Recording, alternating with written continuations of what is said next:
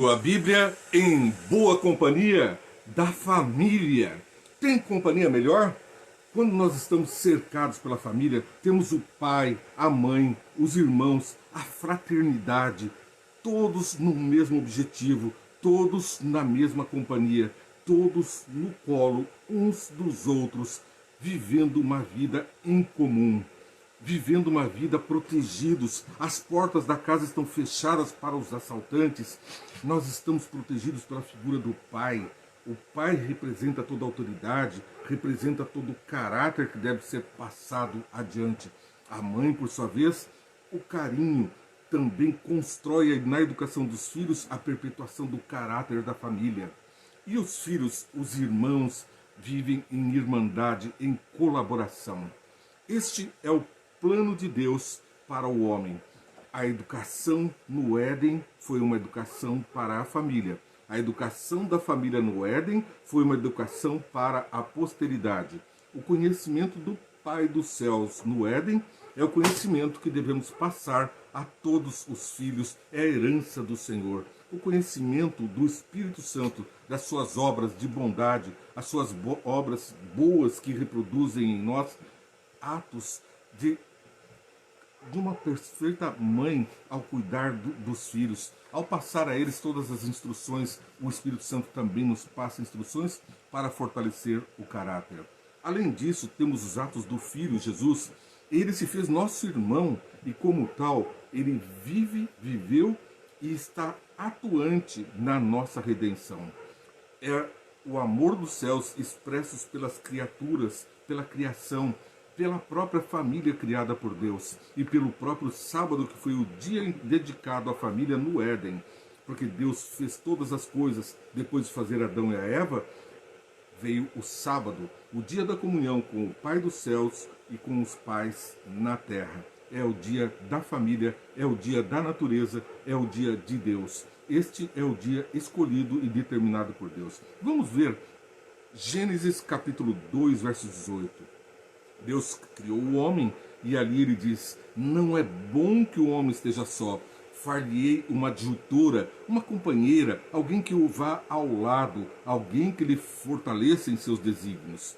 O homem, por sua vez, no paraíso, recebeu então a esposa tirada da sua costela, porque seria uma companheira, uma que vai ao lado, uma pessoa para não ser dominante e também para não ser subjugada, mas em paralelo atuarem na formação da família de Deus na terra. O Éden deveria ser multiplicado pelos filhos. Deixará o homem seu pai e sua mãe, diz Deus, e formará outros núcleos do Éden neste planeta. O planeta tão grande tinha apenas um jardim pequeno, o jardim do Éden. Certo que era um jardim grande, mas comparado às proporções do planeta Terra, ele ainda era pequeno, dando lugar aos filhos que iriam nascer. Porque Deus disse logo mais em Gênesis capítulo 1, 28, multiplicai-vos e enchei a terra. Portanto, é plano de Deus que a terra se multiplique com os bons filhos dos seus filhos. Ele fez criaturas e as mantém como filhos, porque os filhos copiam os comportamentos dos pais, copiam os comportamentos da família. E nós somos família de Deus, diz o apóstolo Paulo. Nós somos integrantes do corpo de Cristo, somos irmãos de Jesus aqui na terra. E é por isso que o reino de Deus, depois da terra restaurada, vai ser aqui, junto dos humanos. Nós, anjos, Deus, outros planetas terão, como hoje, a atenção voltada para este planeta. Não mais porque o mal habita nele, mas porque o Filho de Deus deu a sua vida aqui. A restauração do mal, a restauração do planeta mal para um planeta bom, foi feita por Jesus, que venceu o mal. Plano de Deus ainda em Gênesis capítulo 9, verso 7. Veio o dilúvio e Noé, pregando 120 anos, salvou a sua família, construiu a arca e pôs nela, pela fé, a sua família, salvando-a. Então, novamente aquele mundo totalmente despovoado, apenas aquela montanha onde está ali o Ararat, a arca, teve então aquelas 8 pessoas. Veio novamente a orientação de Deus: multiplicai-vos e enchei a terra. Gênesis 9, 7. O verso áureo da lição, a família, da lição geral Educação e Redenção, da lição da Escola Sabatina, nos traz hoje: filho meu, ouve o ensino do teu pai e não deixes a instrução da tua mãe. Isso quem fala é Salomão, está registrado lá em Provérbios, capítulo 1, verso 8. O homem mais sábio da terra está dizendo para mim, para você, que nós não deixemos a companhia dos pais, não deixemos os ensinamentos do pai. Filho meu, ouve o ensino do teu pai e não desprezes a instrução da tua mãe. Esta fala vai diretamente ao coração de Deus, no caráter de Deus, expresso no quinto mandamento da lei de Deus. O quinto mandamento que está registrado em Êxodo, capítulo 20, verso 12. Honra teu pai e a tua mãe, para que te multipliquem os teus dias na terra que o Senhor teu Deus te dá. O Senhor Deus nos deu dias, e esses dias vão ser multiplicados, vão ser abençoados, se nós honrarmos o pai e a mãe por nossos atos, por nossas falas, por nossos gestos, pela nossa comunicação. O plano de Deus de abençoar a você e a mim através da família é um plano muito elevado, é um plano que vai do alto para nós ainda hoje. Veja só, honra teu pai e tua mãe quer dizer viver conforme os ensinamentos do pai e da mãe. Quer dizer mais ainda, o Dr. Emerich Schneider ensinou uma coisa fabulosa. Ele tinha percebido que as pessoas jovens que compareciam na sua clínica para tratamento, elas tinham sempre uma peculiaridade. Elas tinham doenças somente quando tinham problemas com os pais. Em entrevistas do médico com seus pacientes naquela clínica, ele percebia por que jovens estavam doentes, e principalmente com doenças de velhos. E todos os clientes que compareciam, diz ele no seu relatório, estavam com problemas com seus pais. Sabendo que Ellen White disse, e que a ciência confirma, de que as doenças vêm da mente, que nós estamos então contaminados por rejeitar os ensinos do pai, por rebeldia. Por rebeldia? Não foi assim que o anjo caiu do céu por rebeldia contra Deus? Não foi assim que Adão e Eva se separaram da árvore da vida para provar da árvore do conhecimento do mal? Uma rebeldia contra uma ordenança: não comam porque certamente morrerás?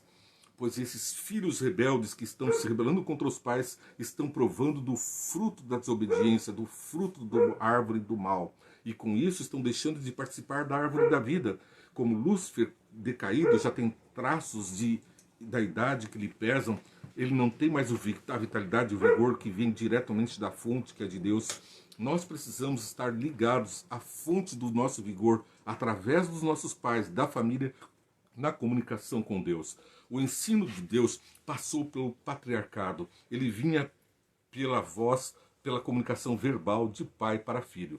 E passando pelo mundo, depois veio a escrita, ela se traduziu também pela escrita. Jesus se serviu tanto da tradição verbal quanto da escrita para a sua instrução. Maria educou Jesus nestas mesmas modalidades. Ela foi a sua primeira professora, e ali no lar ela ensinou as primeiras letras a Jesus, que era um menino pobre e não tinha condições de frequentar a escola dos profetas, e por isso então ela recebeu toda a instrução dentro de casa. Maria foi uma exímia educadora, criou o Salvador da humanidade, o Filho de Deus. Jesus teve em Maria a melhor educação. Assim também o Espírito Santo trata de nos educar, nos elevar à imagem e semelhança de Deus, regenerando o homem. Percebe a importância da família? Percebe que nós precisamos estar unidos, e para isso precisamos ter relação de oração uns pelos outros. Somos a grande família de Deus na terra. Você não é mais só uma criatura, mas sai da animália para ser um ser participante da eternidade do Deus eterno. Vamos orar? Senhor Deus, é com grande alegria que agradecemos ao Senhor por todos os cuidados que manifestas através da nossa criação, de todos os cuidados que nos cercam pela beleza da natureza, pela tua proteção. Anjos estão cuidando de nós. Cuida de todos os que estão ouvindo essa programação, abençoando-os e fazendo deles a grande família dos céus. É o que te peço em nome de Jesus. Amém. Ao pensarmos que participamos da constelação de filhos de Deus pelo universo, nós temos aqui Salmos 127:3. Os filhos são a herança do Senhor. Então, quando tratamos da relação pai, mãe, filhos, irmãos, família, estamos tratando da herança do Senhor. É o que há de mais precioso que Deus deixou aqui na terra. Veja o que diz Ellen White. Ela diz isso lá no livro Desejados de Todas as Nações, na página 69.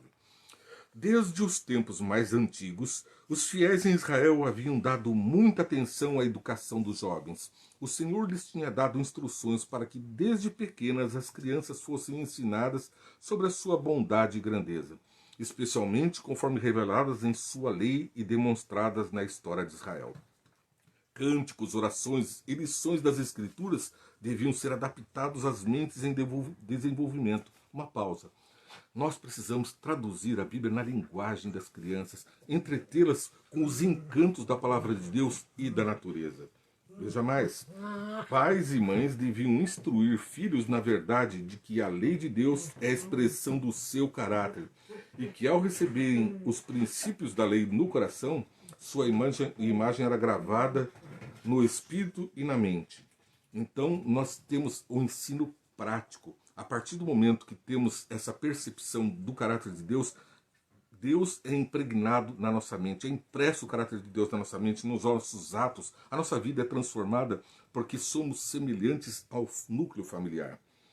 Muito dos ensinos era feito oralmente, mas os jovens aprendiam também a ler os escritos hebraicos, e os rolos de pergaminho das escrituras do Antigo Testamento estavam disponíveis ao seu estudo. É Ellen White, mais uma vez, mostrando uma luz complementar à palavra de Deus na página 69 do Desejado de Todas as Nações.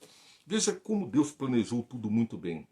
Nós contemplamos o paraíso, contemplamos a natureza, estudamos a palavra de Deus e vamos nos apaixonando por Deus. A história de Deus na nossa vida é uma história de unidade. Não é assim que acontece também na nossa vida? Olhamos uma pessoa, nos encantamos, nos apaixonamos por essa pessoa, inicia uma época de paquera, depois uma época de namoro.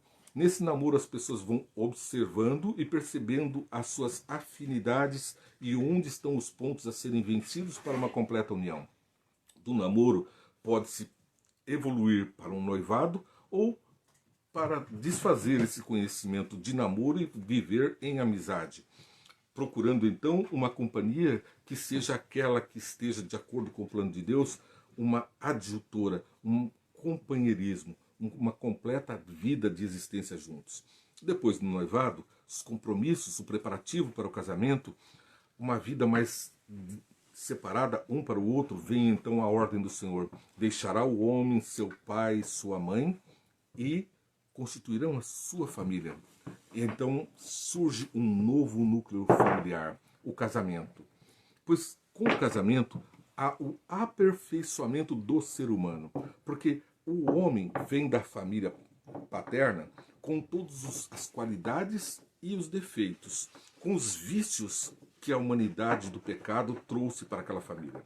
E então aquele homem é abençoado por uma mulher que vem também com os mesmos vícios, mas com outras qualidades, outros vícios e outras qualidades. A soma, o somatório de tudo isso é um ser que, ao contemplar um ao outro e ao colaborar um com o outro, traz o aperfeiçoamento no Senhor.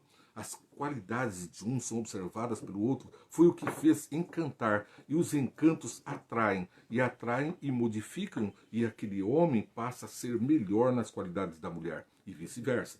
Por outro lado, os defeitos que a gente percebe desde o namoro, desde o noivado, que ficam mais graves entre quatro paredes num casamento, num núcleo apertado da família, esses defeitos vão sendo percebidos e vão sendo reflexo dos meus defeitos. Um contemplando os defeitos do outro, vão aprimorando a imagem do Senhor no casal.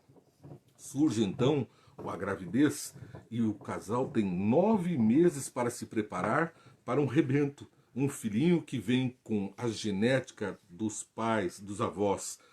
E Deus diz, eu amaldiçoo até a 3ª e 4ª geração dos que me aborrecem. Então, aquelas pessoas que nós vamos trazer na nossa genética, a herança dos que aborreceram, dos pais, dos avós, dos tataravós, que aborreceram ao Senhor com o pecado, se afastando de Deus. Isso está na nossa genética. E a epigenética vai mostrando isso, a ponto de que ao nós estarmos vivendo juntos, estamos todos partindo para uma nova compreensão da vida, abandonando completamente essa herança maldita da genética. É a genética e a epigenética. Depois disso, vem então uma época das bênçãos, porque o verso não termina amaldiçoa até a terceira e quarta geração, mas abençoa até 1000 gerações daqueles que me amam. E a bênção vem justamente pela multiplicação desta vida familiar, da educação que Deus propicia no lar, fazendo com que as pessoas completem os bons que existem nelas.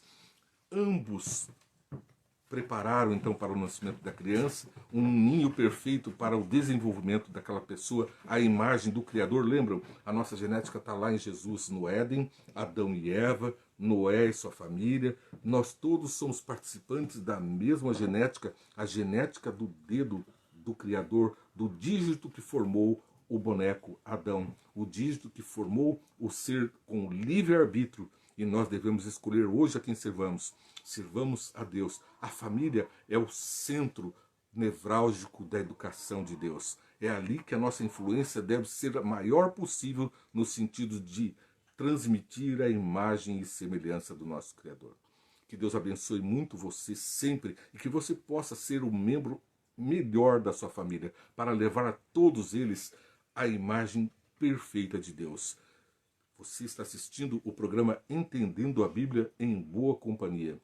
Você vai poder assistir esse vídeo, curtir, compartilhar todos os dias às 9 horas. Mas não perca também os 5 minutos, Vê Entende? É um programa que vai resumir essa programação todos os dias às 8 da manhã. Então assista às 8, 5 minutos, Vê Entende? E logo depois, Entendendo a Bíblia em Boa Companhia. Curta, compartilhe, ore pelo nosso programa e para as pessoas que assistem, porque eu estou orando por você.